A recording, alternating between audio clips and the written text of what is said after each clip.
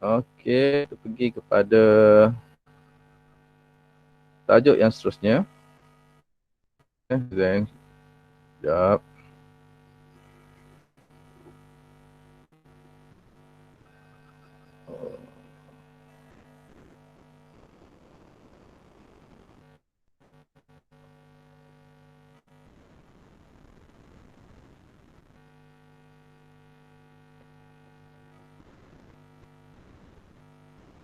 Okey. Nampak paparan? Nampak paparan? Nampak. Okey, terima kasih. Okey, subtopik yang seterusnya 24 tenaga nuklear. Tenaga nuklear.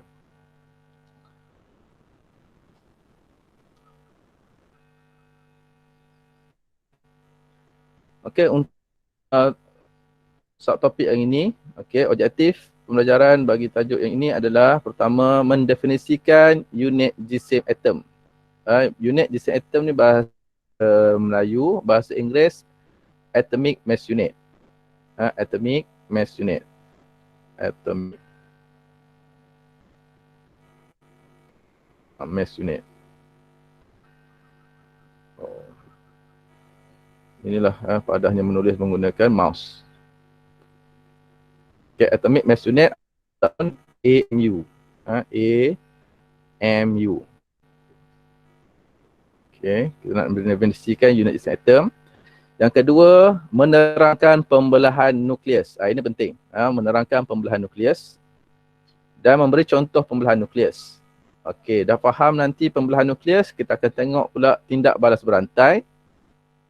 Okey, kemudian awak kena tahu bagaimana untuk menerangkan pelakuran nukleus dan contohnya. Okey, seterusnya kita akan menghubungkan pembebasan tenaga semasa tindak balas nuklear dengan perubahan jisim mengikut persamaan E sama dengan mc². Yang ni selalu jumpa ni rumus ni. Rumus Einstein. E equal to mc². Okay, dan yang ketiga menerangkan penggunaan tenaga dari pembelahan nukleus dan mewajarkan penggunaan pembelahan jarak X dan yang akhir sebanyak ni banyak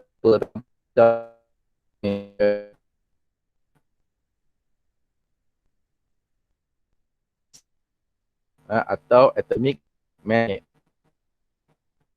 Magnet merujuk kepada unit jisim zarah untuk atom atau zarah subatomik seperti proton, neutron dan elektron.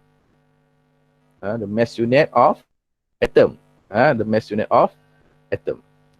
Di mana satu unit jisim atom ataupun satu U adalah bersamaan dengan 1/12 daripada jisim karbon 12. Satu UGA ataupun satu AMU bersamaan dengan 1/12 daripada jisim karbon 12. Di mana jisim bagi karbon 12 ialah 1.99265 darab 10 ke 7 kg. Ini adalah jisim bagi karbon 12. Karbon 12. Okey, ini jisim dia. Tapi satu UGA ni hanya 1/12 daripada jisim tersebut, iaitu bersamaan dengan 10 kuasa negatif 7 kilogram. Nak ingat boleh, nak hafal boleh, tak nak hafal tak apa sebab nilai ni akan diberikan dalam kertas soalan. Ya? Cuma awak kena tahu je lah. 1 UGA adalah bersamaan dengan 1.66 dan 10 kuasa negatif 27 kilogram. Kalau tak tahu, susah nak buat. Bila nak guna, akan tunjukkan nanti. Okay. Okey, yang kedua adalah menerangkan pembelahan nukleus.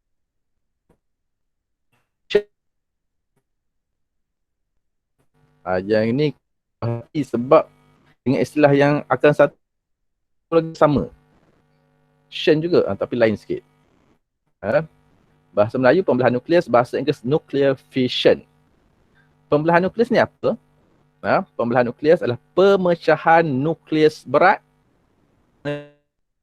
dua atau yang lebih ringan.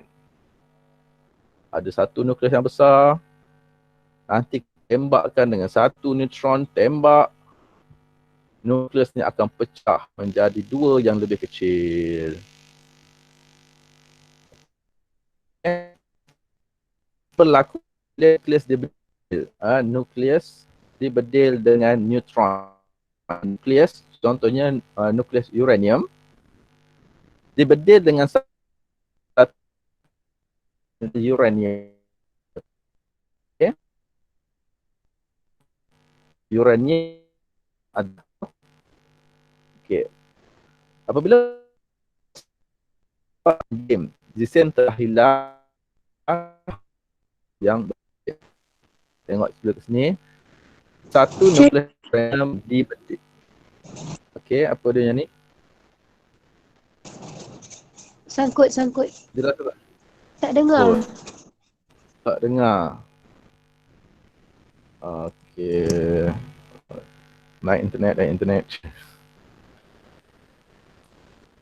Okey, saya ulang semula. Pembelahan nukleus adalah pemecahan nukleus berat kepada dua atau lebih nukleus yang lebih ringan. Okey, contoh kat sini adalah satu nukleus berat kat sini adalah uranium. Okey, uranium ni akan dibedil dengan satu neutron. Okey, apabila neutron membedil satu nukleus uranium, nukleus yang berat tadi akan menjadi satu nukleus yang lebih ringan. Lebih kecil lah. Okey, semasa dia menghasilkan dua yang kecil ni, dia turut menghasilkan tiga neutron yang lain. Tiga neutron lain pun dihasilkan. Okay, semasa proses pembelahan nukleus, neutron yang perlahan menghentam nukleus uranium. Okay. Neutron, lepas tu ada uranium. Neutron dia akan bedil uranium. Uranium ni nukleus yang besar. Kemudian dia menghasilkan xenon. Menghasilkan xenon. Dan juga strontium. Strontium.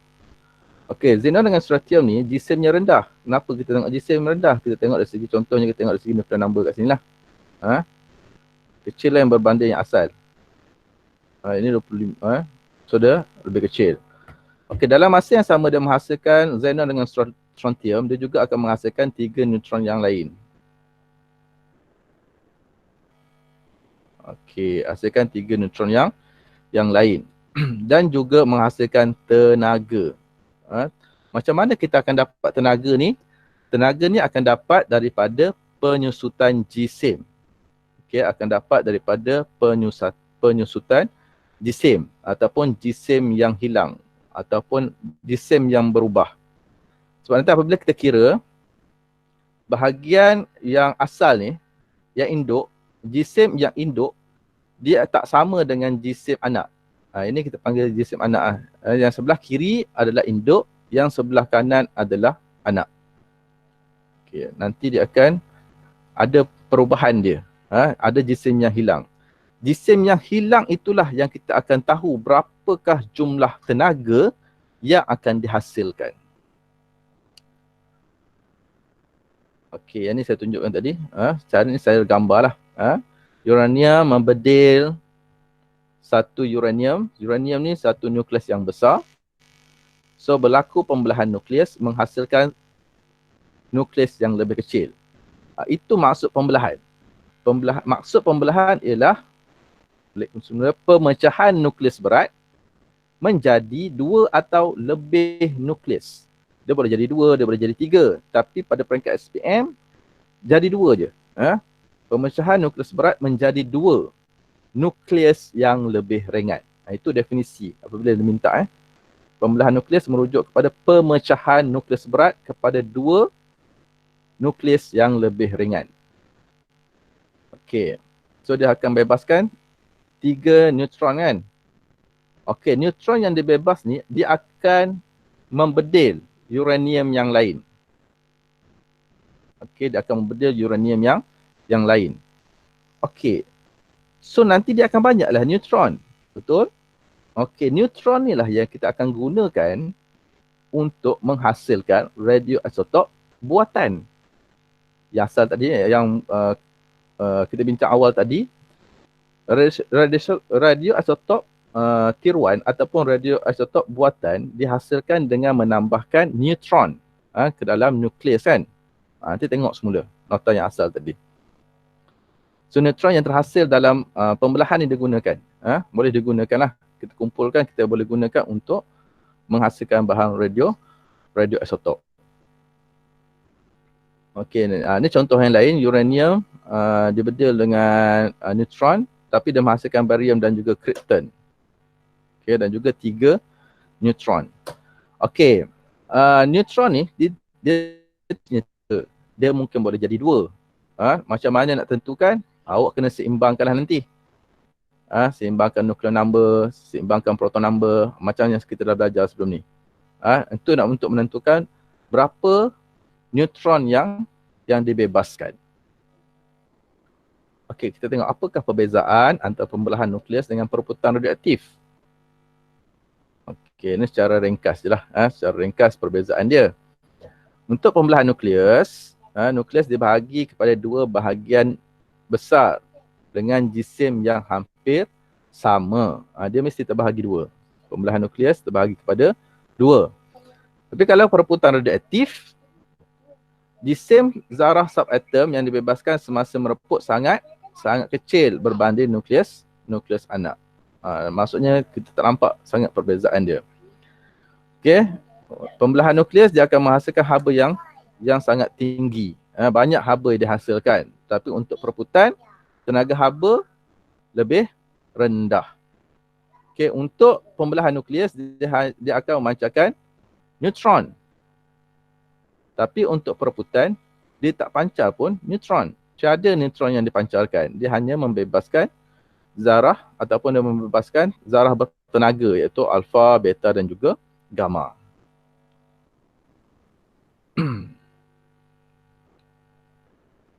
Okey. Clear tak suara saya? Clear. Okey, terima kasih. Okey, kita pergi kepada tidak balas berantai. Okey, tadi dah faham tentang pembelahan nukleus. Pembelahan nukleus ni satu nukleus yang besar ditembak atau dibedil and bombard by a neutron. Ditembak dengan satu neutron. Apabila yang besar, nukleus besar ditembak dengan satu neutron, nukleus yang besar tadi dia akan menjadi 2 nukleus yang lebih ringan. Okay, kemudian dia akan menghasilkan neutron yang lain.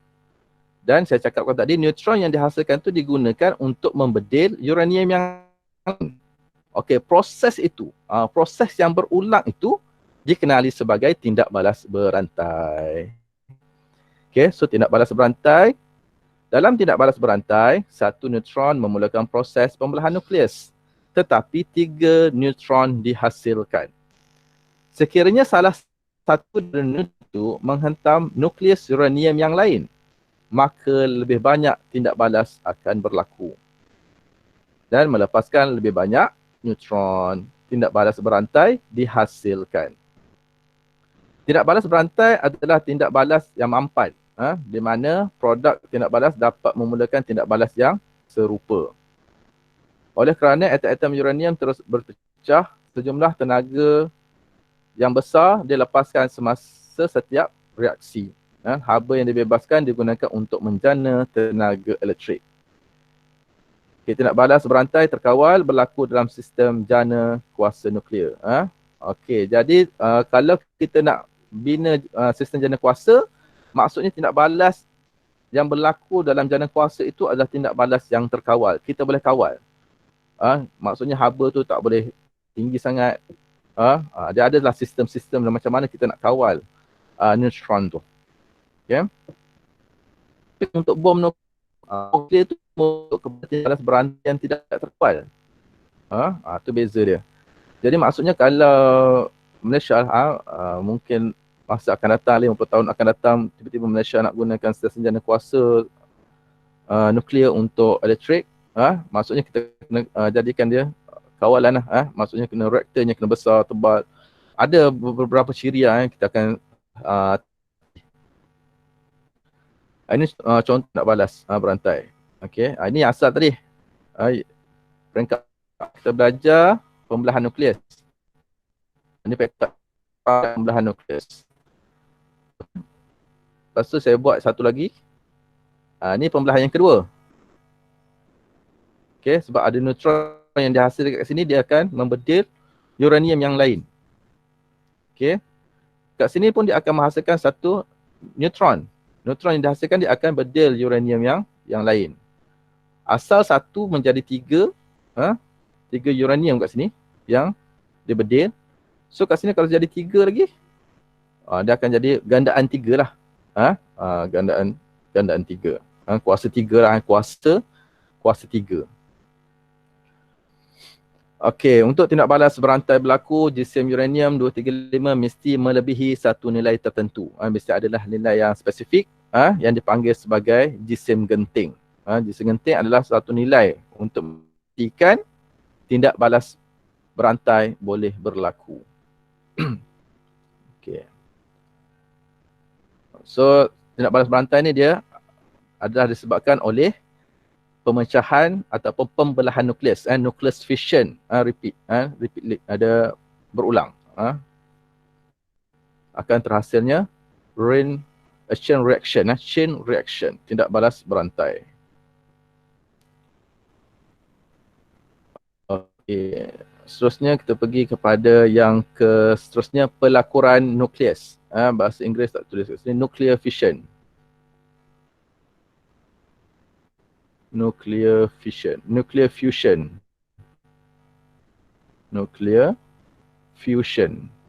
F-U-S-I-O-N. Nuclear fusion. Pelakuran nukleus. Okey. Pembelahan yang besar jadi kecil. Kan? Pelakuran nukleus pula, proses di mana dua nukleus yang ringan bersatu menjadi satu nukleus yang lebih berat. Maksudnya yang kecil bergabung jadi besar. Itu fusion. Nuclear fusion ataupun pelakuran nukleus. Pelakuran nukleus, dua nukleus yang ringan bergabung menjadi satu nukleus yang lebih besar. Jadi nukleus itu akan membebaskan tenaga yang amat tinggi. Nuclear fusion ni, contoh sekarang ni dekat matahari lah. Dekat matahari dia bagaimana tu haba terhasil, salah satunya adalah tindak balas nuclear fission ni. Hidrogen bergabung menghasilkan satu yang lebih besar. Hidrogen bergabung menghasilkan satu nukleus yang lebih besar. Okay, contoh yang pertama, apabila dua nukleus hidrogen bergerak pada kelajuan tinggi. Syaratnya mesti dengan kelajuan tinggi nak berlaku pelakuran nukleus, dia mesti berhalaju tinggi. Okay, mereka boleh bergabung bersama untuk menghasilkan nukleus yang lebih berat. Jadi sejumlah haba yang besar dihasilkan. Macam mana kita nak kira tenaga kat sini? Tenaga ni ditentukan dengan cacat jisim ataupun penyusutan jisim. Penyusutan jisim.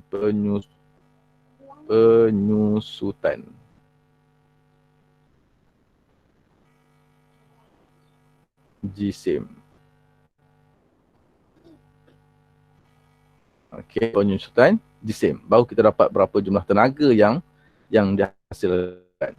Okay, pelakuran nukleus dipercaya berlaku di permukaan matahari dan menjadi punca matahari. Jadi tenaga yang dibekalkan ni semuanya dalam bentuk tenaga haba. Kita belajar tadi dalam pembelahan, tenaga tu dalam bentuk tenaga haba. Kena ingat tenaga haba tu terhasil dalam bentuk tenaga haba. Tenaga haba yang kita akan gunakan nanti untuk memutarkan turbin. Kalau dalam electricity lah, turbin akan berputar.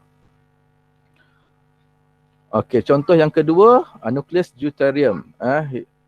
Okey, hidrogen 121 yang sama, nukleus yang sama, dia bergabung. Macam mana bergabung? Dia bergerak dengan halajuan tinggi, bertemu dua ni, bertemu. So bertemu dia boleh bercantum membentuk satu nukleus yang lebih besar yang kita panggil sebagai pelakuran nukleus.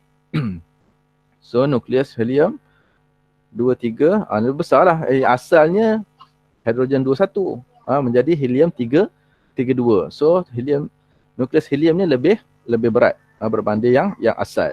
Ini adalah pelakuran nukleus. Dan dia menghasilkan satu neutron kat sini. Menghasilkan satu neutron. Kenapa satu neutron pula cikgu? Sebab kalau kita kira kat sini proton number 1 campur 1 2. So 2 campur 0. Kat atas nuclear number 2 campur 2. Kan? Kat sini 3. 1 kosong. Ini merujuk kepada neutron lah. Neutron 1 kosong. Kalau beta ataupun elektron kosong negatif 1. Kalau helium 4 2. Okey. Seterusnya pembebasan tenaga dalam tindak balas nukleus. Yang ni. Kita nak kira tenaga sekarang ni. Tadi ada jumpa kehilangan jisim, penyusutan jisim. Atau dia guna perkataan jisim. Kehilangan jisim atau penyusutan jisim atau cacat jisim. Semua tu benda yang sama.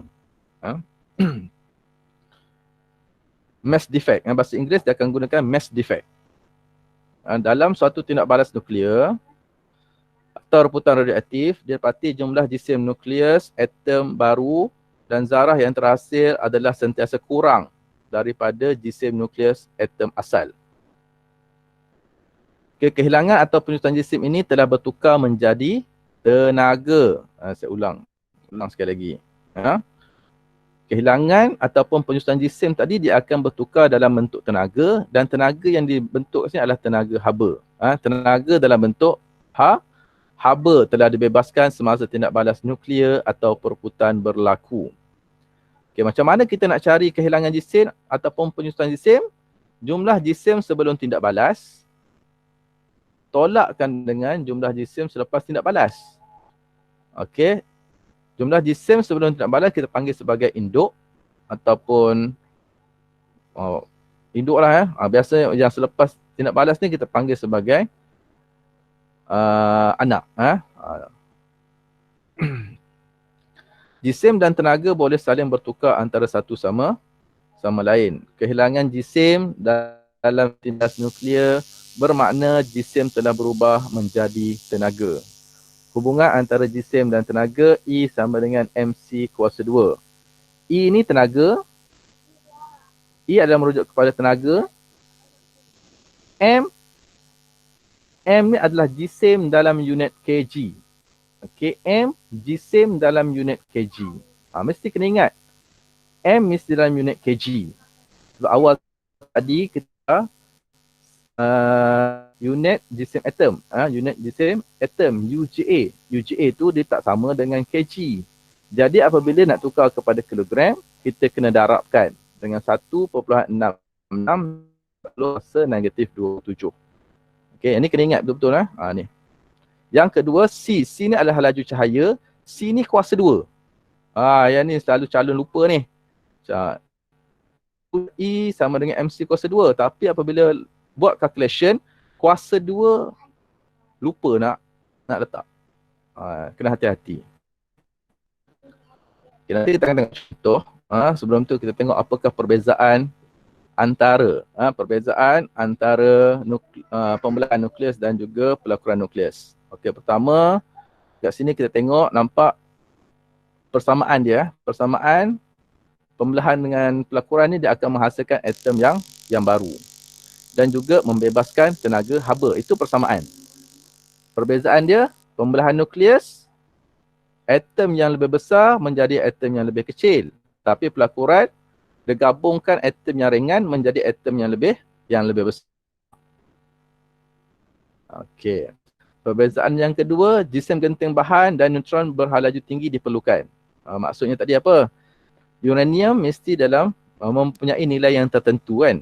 Jisim yang tertentu untuk berlaku pembelahan nukleus. Okey. Tapi untuk pelakuran, dia perlukan kawasan persekitaran yang berketubatan tinggi dan suhu yang yang tinggi. Okey, yang ketiga, ini. Pembelahan nukleus dia tidak berlaku secara semula jadi. Kenapa tak berlaku secara semula jadi? Sebab kita kena tembak, kita kena bedil dulu. Kita kena bedil dengan neutron, barulah dia boleh jadi pembelahan nukleus.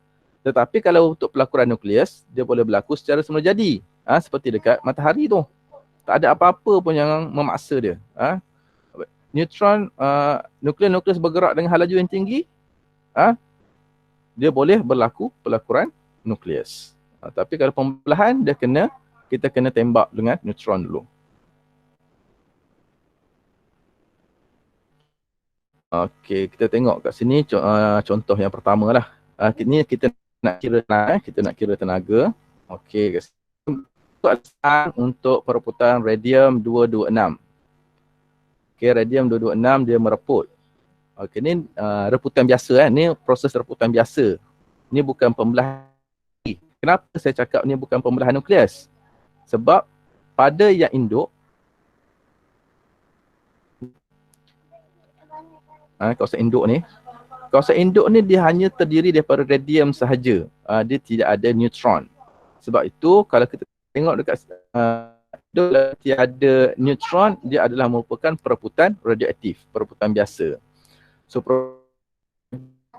dia membebaskan zarah alfa. Kenapa bebaskan zarah alfa? Sebab kat sini ada helium. Tu ulang kaji sikit. Okey. Yang ni kena take note. Untuk selesaikan masalah pengiraan ni, pertama kira beza jisim induk dan jisim anak. Ini kita nak cari apa? Kita nak cari jisim yang hilang. Nombor satu ni kita nak cari jisim yang hilang. Okay, apabila kita dapat jisim yang hilang, kita kena tukarkan dalam bentuk kilogram.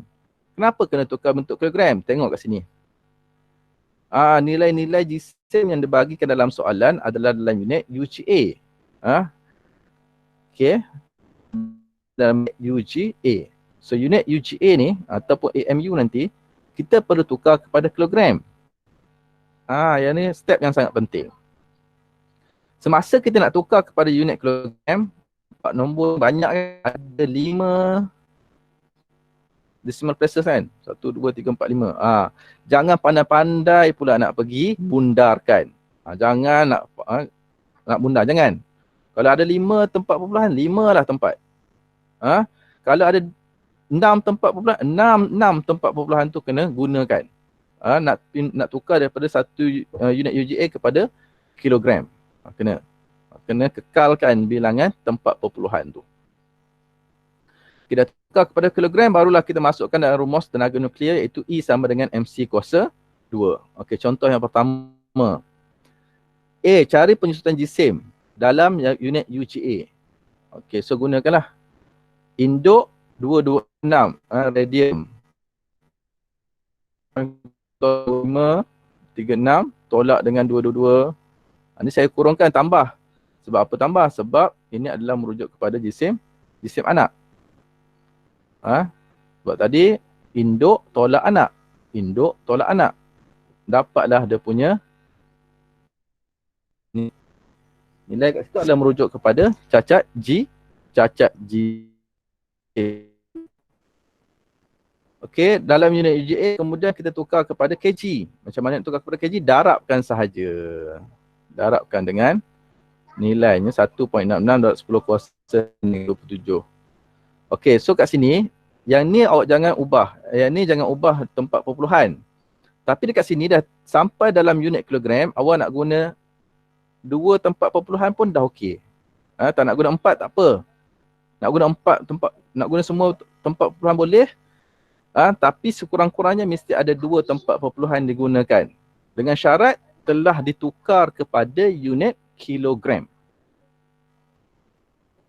Selagi tidak ditukar kepada unit kilogram, mesti semua tempat perpuluhan yang ada dalam soalan. Okay. So dapatlah jawapan dalam unit joule. Unit kena tulislah. Unit joule. Okey, soalan yang kedua. Okey, tengok kat sini. Apa beza dengan soalan neutron, uranium dengan neutron kepada pembelahan nukleus. Pembelahan nukleus. Dihasilkan barium dan juga krypton serta tiga neutron yang lain. Okey, dapat soalan macam ni, kalau keluar SPM soalan macam ni maksudnya 5 markah lah untuk awak ni. Kalau keluar soalan yang 5 markah.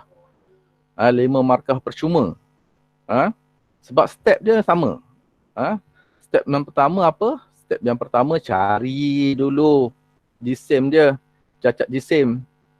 Dah dapat dalam unit UGA. Sini 1 markah. Yang ni markah yang kedua. Kemudian tukar kadar kilogram, markah yang ketiga. Masuk semula dalam rumus I sama dengan MC kuasa 2, markah yang keempat. Jawapan akhir dengan unit yang betul dapat markah yang kelima. Ni je step dia. Okay. Nanti boleh tengok semula. Nota ni saya dah sharekan dalam Google Classroom. Dalam bentuk PDF dan juga dalam bentuk PowerPoint. PowerPoint ada animation lah. Okey, yang ni tindak balas apa? Dah nyatakan dalam soalan, tindak balas pelakuran nukleus. Sebab apa? Ada 2 nukleus yang ringan menghasilkan 1 nukleus yang lebih berat kat sini. Okey, saya tak tunjuk jalan kerja kat sini, tapi jalan kerjanya tetap sama, iaitu cari yang sebelah kiri dia akan jadi induk, yang sebelah kanan dia akan jadi anak. Okey, kalau tolak ni dia akan dapat negatif. Jangan risau sebab kita mau duluskan. Kita mau duluskan lah ni. Maksudnya kita mau duluskan. Kita nak cari nilai yang positif. Kita nak cari yang positif. Okay, dapat negatif tukar kepada positif. Tak jadi masalah lah. Yang penting kita nak nilai itu.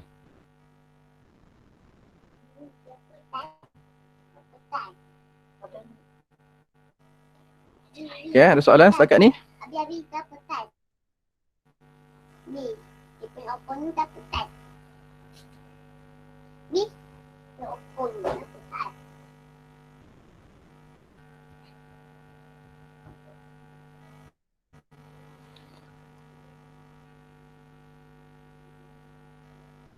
Okey, ni Faiz. Kenapa penyusutan jisim bukan 2 nukleus bergabung? Okey, memang 2 nukleus tu bergabung tapi dia tetap juga berlaku penyusutan.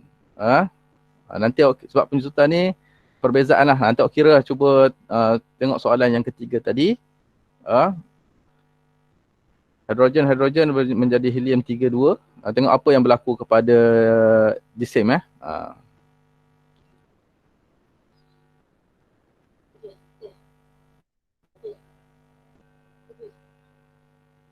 Okey, Akhlak Mardia cikgu, at the end of the reaction neutron tu tak ada function apa-apa ke? Except diambil untuk buat bahan radio. Functionnya memang function neutron tu adalah untuk digunakan untuk menghasilkan bahan radioaktif, radioaktif buatan. Dekat Malaysia ada, dekat Malaysia ada reaktor nuklear ni ada. Dekat Bangi. Dan reaktor nuklear tu yang ada di Malaysia digunakan untuk menghasilkan neutron lah. Dia bukan untuk hasilkan tenaga tapi untuk menghasilkan neutron. Nak digunakan untuk hasilkan radioaktif buatannya. Fission, pecah, fusion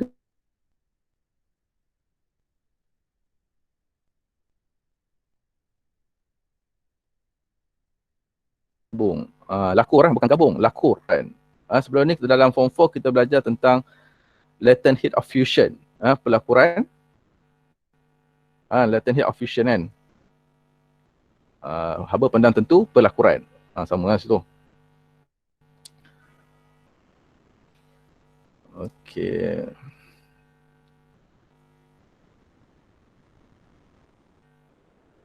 Ada lagi soalan? Sebelum kita tengok kepada contoh dalam modul. Okey, ni contoh dalam modul. Nampak modul ni? paparan dan modul nampak? Okey, nampak. Alhamdulillah.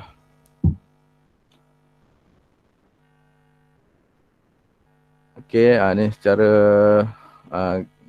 apa yang telah terangkat tadi ada semula dalam modul ni. Nanti awak bolehlah highlight mana-mana yang bersesuaian. Okey, hampir semua yang disebut dalam PowerPoint tadi adalah dalam modul ni.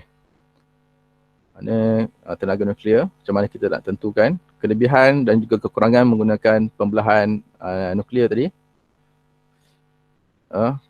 Kelebihan dia, kos menggunakan kuasa nuklear sama seperti arang, dia tidak mahal. Cuma kos permulaannya tinggi lah. Sebab tu banyak benda yang kena kaji sebelum negara kita memulakan penggunaan tenaga nuklear. Okey, contoh. Boleh ambil jawapan akhir. Nanti saya cuba buat. Okay, hari ni saya tak bagi latihan. Awak lengkapkan jawab punya modul ni. Saya bagi pun tak apa kan, saya dah bagi dah copy complete. Nanti cuba buat latihan-latihan yang ada dalam modul ni. Ada masalah boleh PM lah. Okay. Dalam GC juga saya dah sertakan dengan beberapa video video yang awak boleh tonton berkaitan dengan tenaga nuklear. Kalau ada kesempatan nanti buka Google Classroom, tengoklah video-video yang saya share kan. Kalau tak nak tengok yang video saya share tu, awak boleh Google ataupun cari kat YouTube, banyak.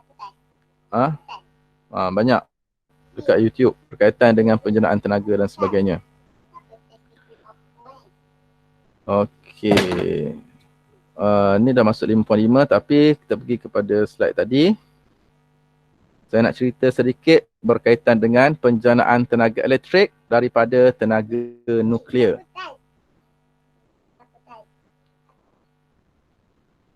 Okey.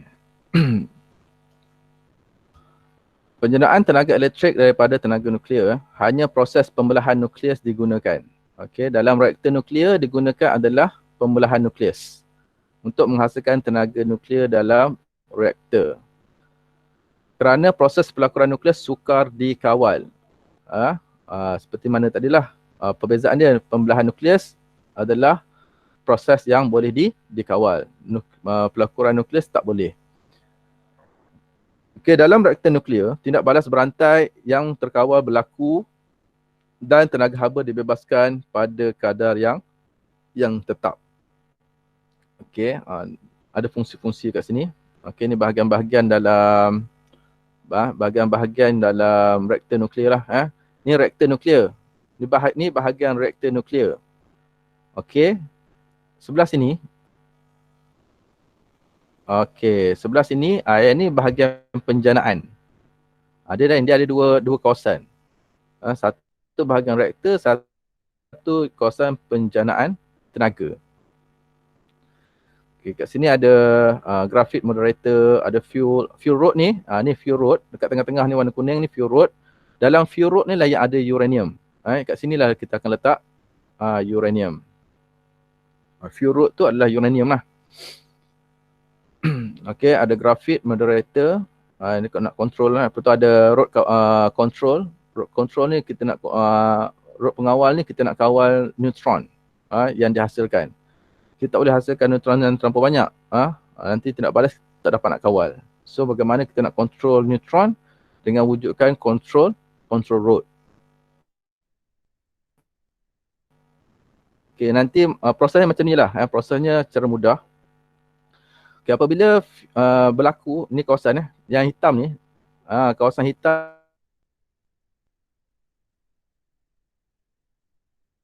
ni ada air. Ada air biasa ataupun gunakan heavy water. Air berat. Air berat lain. Air biasa lain.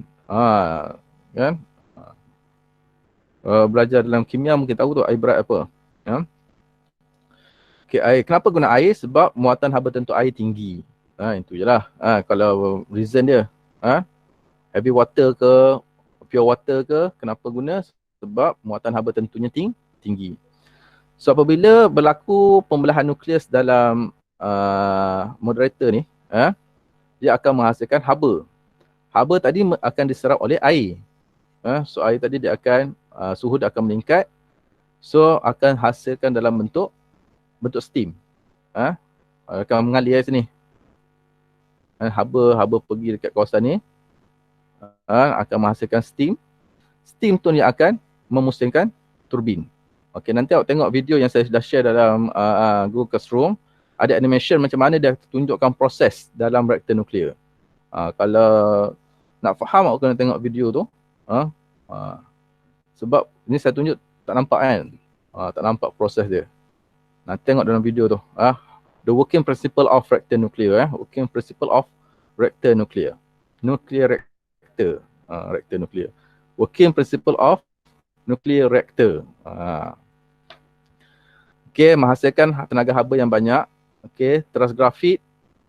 Soalan ni dah, soalan semua ni dah keluar dalam SPM 2018. So kena ingat lah. Dalam SPM 2018 dia dah bagi soalan bahagian C. Tahu rezeki awak sebab lambat lagi SPM. Tahun depan buat SPM kan. Jadi dia akan keluar kot yang lebih susah lah. Tak tahu lah lebih susah ke lebih senang ke, tak pasti lagi. Mungkin boleh keluar sekali lagi lah untuk 2018. Okey, ada teras grafit. Teras grafit adalah tempat tindak balas pembelahan untuk menghasilkan neutron berhalaju tinggi. Jadi neutron yang perlahan lebih mudah ditangkap oleh nukleus uranium. Teras grafit bertindak sebagai moderator. Ini fungsi teras grafit. Teras grafit bertindak sebagai moderator untuk memperlahankan tindak balas berantai. Okey, teras grafit memperlahankan tindak balas. Okey. Reaktor tu mesti dibuat menggunakan dinding konkrit yang tebal supaya dapat menghalang kebocoran radiasi dari teras reaktor. Okey, tenaga haba dari gas pemanas digunakan untuk mendidih air kepada steam. Rod uranium ni kita panggil sebagai fuel tadi. Fuel tu. Fuel tu adalah rod uranium. Okey, nukleus dipisahkan oleh neutron dalam tindak balas berantai, membebaskan jumlah haba yang sangat besar. Tenaga yang dikeluarkan memanaskan gas sejuk yang melalui teras reaktor. Okey, rod pengawal boron atau kadmium. Rod pengawal ni, rod kawalan boron menyerap neutron. Dia akan serap neutron. Grafit, dia memperlahankan neutron tu. Memperlahankan gerakan neutron. Itu teras grafit. Teras boron, dia akan serap neutron yang berlebihan lah. Apabila rod diturunkan ke dalam teras reaktor untuk menyerap beberapa neutron, kadar tindak balas pembelahan dapat dikurangkan. Okey, saya ulang. Teras grafit digunakan untuk memperlahankan tindak balas berantai. Nak perlahankan dia punya pergerakan neutron. Tapi rod boron, pengawal boron, dia akan serap neutron. Jadi tindak balas berantai dapat dikurangkan. Kenapa nak kurangkan? Sebab kita nak kontrol. Kita nak kontrol tenaga haba yang dihasilkan dalam reaktor. Kalau kita tak kawal tenaga haba dalam reaktor tu, dia boleh menyebabkan reaktor tu pecah. Sebab haba yang sangat tinggi. Haba yang tinggi, tekanan tinggi, dia akan menyebabkan reaktor tu boleh pecah. Okey, mengeluarkan haba dari reaktor nuklear, ada cair penyejuk. Okey, ada turbin. Turbin tu digunakan untuk memutarkan penjana lah. Turbin tu digunakan untuk memutarkan penjana. Okey. Adakah setiap masa dia berfungsi? Tak Dia tak, bukan setiap masa berfungsi. Okey. Semua tengok kat sini. Ni ada yang kan. Okey. Masa yang ke atas ni maksudnya kita tak gunakan rod ni. Rod ni tidak digunakan. Okey. Kalau ke bawah, masuk ke dalam, maksudnya reaktor tu sedang digunakan. Kalau ada kesempatan nanti, ada rezeki ya. Tapi kalau bawa ke reaktor nuklear yang ada dekat Agensi Nuklear Malaysia, awak tak boleh masuk. Kena berusia 18 tahun ke atas baru boleh masuk. Tempat, dia akan tunjukkan lah. Akan tarik, naikkan dia punya rod ni apabila tak digunakan. Okey. Ni proses dia dah. Proses. Okey, proses-proses ni boleh tengok secara video melalui video yang telah dikongsikan.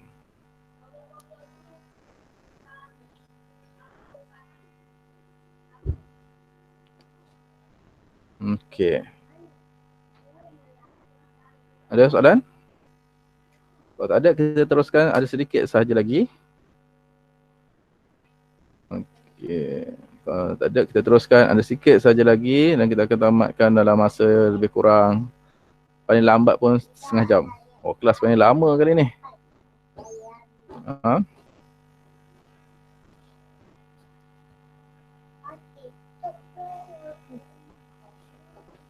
Okey. Tak ada. Okay, saya akan mulakan dengan subtopik yang berikutnya.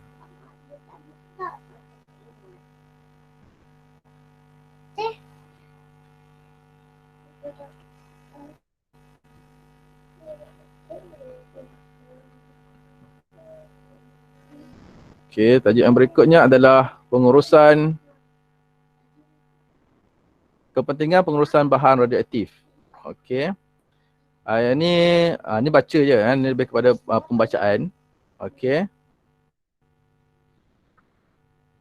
Jadi kalau tengok dalam modul dia tak menarik, awak boleh tengok dalam buku teks untuk 5.5 bab 5 ni boleh tengok dalam buku teks 5.4 dengan 5.5 grafik dalam buku teks menarik lah.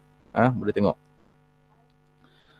Okey, untuk objektif yang seterusnya ni menerangkan kesan negatif bahan radioaktif dan juga menerangkan langkah-langkah keselamatan yang perlu diambil dalam pengurusan bahan radioaktif serta menerangkan pengurusan sisa radioaktif. Okey. Ini kalau keluar soalan berkaitan dengan radioaktif, tak kisahlah daripada mana-mana bahagian, 5.5 ni sangat penting. Sangat penting untuk awak tahu sebab dia akan uji awak bagaimana untuk mengendalikan bahan radioaktif. Sebagai contoh tadi, dalam bidang industri, kenapa perlu dalam bentuk pepejan? Macam mana kita nak alihkan bahan sumber radioaktif? Kat sinilah langkah-langkah keselamatan yang perlu diambil semasa menguruskan bahan radioaktif tu.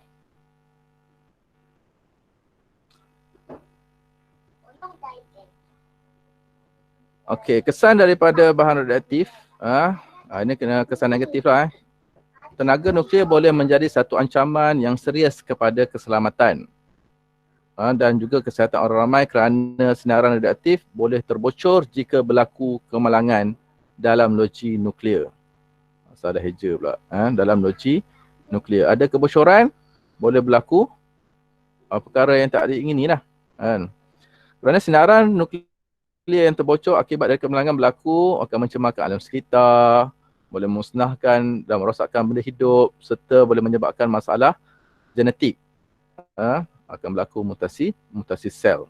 Itu kesan negatif apabila berlaku kebocoran pada bahan radioaktif. Okay, apakah langkah-langkah keselamatan semasa mengendalikan bahan radioaktif? Bahan radioaktif boleh disimpan dalam bekas berdinding plumbum. Ni penting. Disimpan dalam bekas berdinding plumbum setebal beberapa sentimeter. Kenapa? Sebab kita berbalik semula kepada kuasa penembusan sinaran gamma. Sinaran gamma hanya boleh diberhentikan dengan plumbum ataupun dengan konkrit yang tebal. Sebab tu bahan radioaktif mesti disimpan dalam bekas berdinding plumbum. Sebab kita tak tahu ataupun sebelum ni saya dah maklumkan, semasa perebutan radioaktif tu sebenarnya dia akan pancarkan ketiga-tiga zarah bertenaga tu. Dia akan pancarkan alfa, dia pancarkan beta, dia akan pancarkan sinaran gamma. Itu bahan semasa reputan. Berlaku semasa reputan. Jadi tak kisahlah apa bentuk sekalipun bahan radioaktif tu, kita mesti simpan dalam bekas plumbum. Reaktor nuklear mesti dilindungi dengan menggunakan dinding plumbum yang tebal. Tak dapat nak buat dinding dengan plumbum, gunalah konkrit. Dan dikelilingi dengan konkrit beberapa meter tebalnya. Okey. Lepas tu labelkan sumber radioaktif pada bekas yang mengandungi bahan radioaktif. Okay, maksudnya letaklah simbol. Tak nak letak, tak nak tulis sumber, tulis. Mungkin letakkan simbol. Simbol rehan radioaktif. Okay, sumber radioaktif yang kuat hendaklah dikendalikan dengan menggunakan alat kawalan jauh. Maksudkan alat kawalan jauh. Guna robot ke, guna remote ke. Maksudnya kita jangan sentuh secara direct bahan radioaktif. Dia akan merosakkan sel nanti. Okay, sumber radioaktif yang lemah boleh dikendalikan dengan menggunakan penyepit. Pakaian perlindungan dan sarung tangan harus digunakan semasa bekerja dalam bahan radioaktif. Okay, lencana filem boleh dipakai untuk memantau dos sinaran yang diterima oleh pekerja. Pakai lencana filem. Dan juga sisa radioaktif hendaklah diurus mengikut kaedah yang telah ditetapkan. Sebab sisa radioaktif ni dia ada 3 peringkat. Rendah, sederhana dan juga tinggi. Sisa radioaktif ni ada 3 peringkat. Dan dia ada kaedah untuk melupuskannya. Okey. Sisa radioaktif merupakan bahan pembuangan daripada suatu sistem industri. Sisa radioaktif adalah datangnya daripada aktiviti industri yang menggunakan bahan radioaktif yang ditinggalkan selepas sesuatu proses reputan radioaktif. Okey, sistem pengurusan tadi saya cakap ada tiga paras. Okey, paras rendah. Paras rendah ni datangnya daripada mana? Hospital, makmal. Dia tidak berbahaya dan mempunyai separuh hayat yang pendek. Macam mana nak lupuskan? Kaedah pembakaran atau tanam lah. Biasa kita akan tanam lah. Pelupusan akan tanam. Okey, arah paras yang kedua, sederhana. Datang daripada sistem jana kuasa. Okey, macam mana nak lupuskan dia?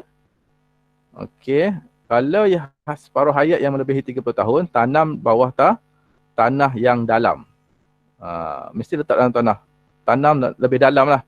Berbanding paras rendah. Okey. Kalau paras tinggi, ini biasa paras tinggi daripada uranium lah. Uranium. Okey, disimpan dalam bekas keluli tebal, ditanam dalam kedalaman 600 meter. Lebih dalam daripada paras sederhana. Itu cara-cara kita nak menguruskan sisa radioaktif. Okey. Yang ni satu lagi yang tak ada dalam nota saya yang asal. Awak kena tahu ni kesan somatik dan kesan genetik. Kalau ada adik-adik yang form 4 sekarang ni, suruh dia ajar kesan somatik, kesan genetik. Dia tahu ni.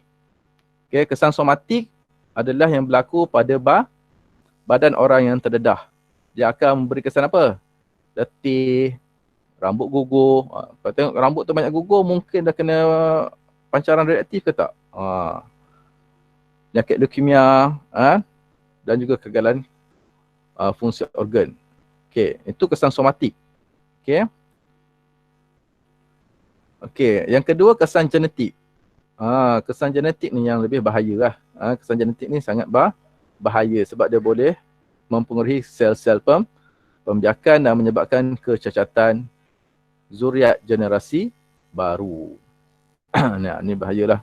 Ni pernah ditanya lah dalam soalan objektif. Antara berikut manakah kesan-kesan somatik? Biasa yang belakang-belakang ni banyak untuk soalan objektif lah. Kena tanya, tahulah nanti. Okey, yang ni nanti boleh lengkapkan. Jawapan saya dah berikan sebelum ni. Okey. So, tamat pembelajaran kita untuk bab yang ke-10.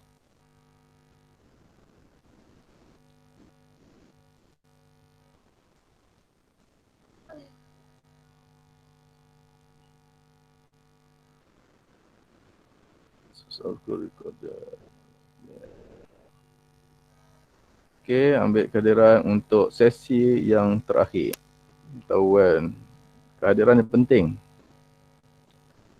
Jangan keluar lagi, saya tengah ambil kehadiran ni.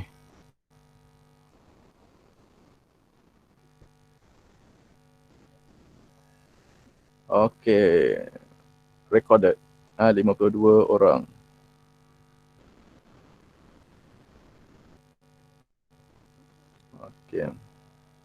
Dah ada apa-apa pertanyaan?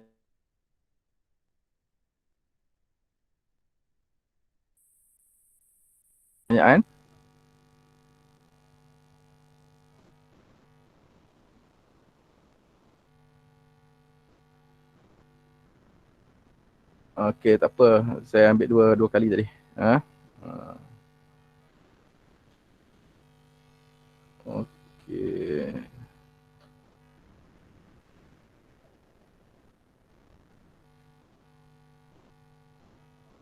Stop record. Tak ada apa-apa soalan nak tanya?